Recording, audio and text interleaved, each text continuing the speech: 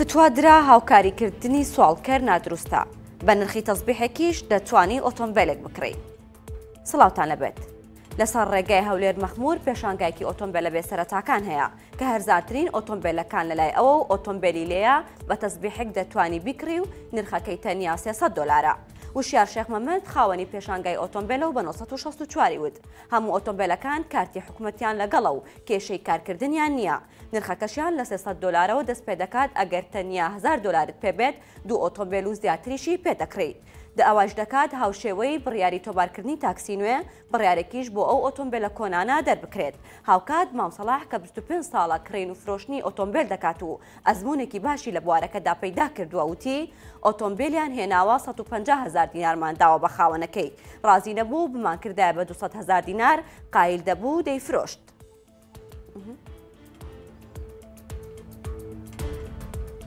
لە هەر شەقام و ترافیک و کوچە و کۆڵانێکەوە ئەڕۆی یان منداڵێک یان ژن و پیاوی دەرۆزەکە دەبینیت.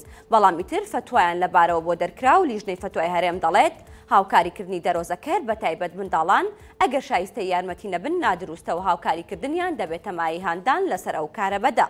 لە فتوا نوێیەکەدا هاتووە کاری دەرۆزەکردن لە شەرعدا حرامە و نادروستە مەگەر بۆ کەسێک کە بەتەواوەتی پێویستی پێبێت و هیچ سەرچاوەیەکی داهاتی نەبێت و لە ڕاستیدا هەژار و نەدار بێت. ئاماژەشی بەوە کرد هاوکاریکردنی ئەو جۆرە دەرۆزەکەرانە بە پارەی زەکات یان بە پارەی خێر نادروستە چونکە نازانرێت بە دڵنیایی کە ئایا شایستەن یاخود نا. بە تایبەت منداڵان بە هیچ شێوەیەک نابێ هاوکاری بکرێن بەڵکو پێویستە ئامۆژگاری بکرێن. بەڕێوەبەراتی ژینگە پارێزی هەولێر دەیەوێت سەگە بەڕەڵا و بێلانەکان بباتە پەناگەی سەگە بێلانەکان. بۆ ئەو کارەش داوا لەو کەسانە دەکات کە کاریان نییە سەردانیان بکەن تا گرێبەستیان لەگەڵ واژوو بکەن و بۆ گرتنی هەر سەگێک $3000 پێدەدات. بۆ پێش بێت ڕۆژانە 100 سەگ بگرە و $300,000 وەربگرە. ژیار جەلال بەڕێوەبەری ژینگە پارێزی هەولێر بە 1964 وت هەرکەس دەیەوێت لەگەڵیان بەشدار بێت لە سەگ کۆکردنەوە سەردانیان بکات بۆ ئەوەی گرێبەستی بۆ بکەن. وتیشی پێویستە ئەو کەسە بەشدار دەبێت ئاژەڵ دۆز بێت چونکە ڕێگە پێدراو نییە لە کاتی گرتنی سەگەکان ئازاریان بدات.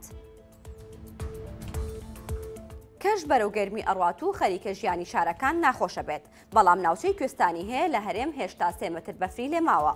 یەکێک لەو کوێستانانە ناوی بێرمەساردا لە دەڤەری برادۆز کە هۆرنێ بارەکیانیشی پێدەڵێن و لە سنووری قەزای سیدەکانە لە ئیدارەی سەربەخۆی سۆران.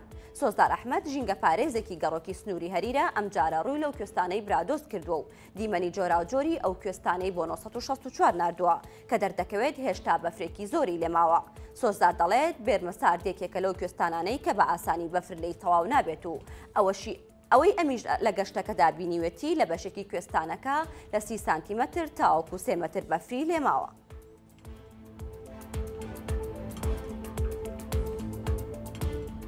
بەڵێ بەڕێزان سەرنجتان بۆ هەواڵێکی تر ڕاکێشم لە ماڵپەڕی 1964 ئەویش ئەوەیە کە دەزانین لە ئێستادا نرخی 1 کیلۆ مریشک بۆ $2000 دابەزیوە بەڵام لە زۆربەی شوێنەکان نرخی تەنها یەک لەفەی مریشک لە $2500 بۆ $4000 و لە هەندێک شوێنیش زیاترە و هەتاوەکو $6000 ئەڕوات. 1964 بە دواداچوونی کردووە بۆ ئەم بابەتە و قسەی لەگەڵ هۆگر عەلی بەڕێوەبەراتی چاودێری بازرگانی هەولێر کردو و لی پرسی هۆکارچی لە ئێستادا کە نرخی 1 کیلۆ مریشک $2000 بەڵام لەفەی مریشک بەم شێوازە لە دوکانێک بۆ دوکانێک لە جێگەیەک بۆ جێگەیەکی تر گرانترە و لە کیلۆیەک مریشک گرانترە. ئەو وتی کە هەنێک دوکان هەیە کە باج و زەڕیبە و کرێی زۆریان لەسەرە بەڵام لە ئێستەوە بە دوواداچوون دەکەن بزانە هۆکاری چیە لەگەڵەوەی کە مریشک دابەزیوە بەڵام هێشتا نرخی یەک لەفەی مریشک لە 2000-2500 هەتاکو 4000 و لە هەندێک شوێنی 6000 ڕات. هەواڵەکانم پێشکەشکردن هەر شادمن.